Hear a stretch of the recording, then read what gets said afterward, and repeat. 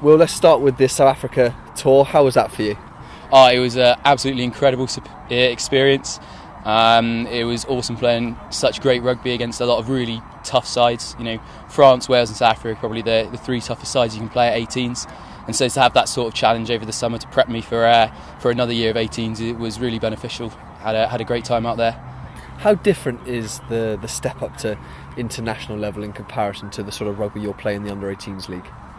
I think there's a definite difference. I think a lot of the contacts are very similar in that obviously people are the same size, same ferocity, but I think the skill sets of the players is top class, and the creativity, it's so hard to defend when players are trying ridiculous round the back passes or are always looking for cross kicks off of every play, and that's forwards as well as backs, so you never really know who you're defending, and it's a lot different in that sense to the 18s, but similarly it's really good preparation. Yeah, you're at a day-long camp today here at North Bristol RFC. How important is it for the team to get together and players from across the country to get together and not just play some rugby but also to engage with each other? I think it's really important. I think you learn lots of different styles of rugby from all the different players, so the sort of conversations you have with a Harlequins player will be very different to the sort of conversations you have with a Gloucester player, and it's really good then to collaborate and help English rugby go forward as best as we see fit. We just watched your session there. It looked like it was pretty intense, a lot of conditioning. Just talk us through what you did there.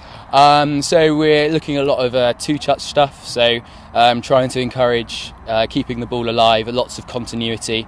It's looking at making sure that players across from 1 to 15 are able to move the ball in all variety of ways, and it's also about challenging defensive decisions as well, so looking at creative ways, always focusing on getting the ball back, and yeah, it makes for a very intense session indeed.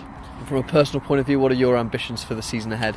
I'll take everything as it comes. Certainly I want to kick on again with the 18s, both for Bristol and for England.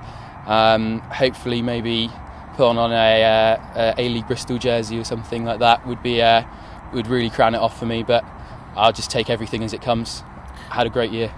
that leadership role and that communication, that's clearly something that you've been working on. Is that something you enjoy in your game?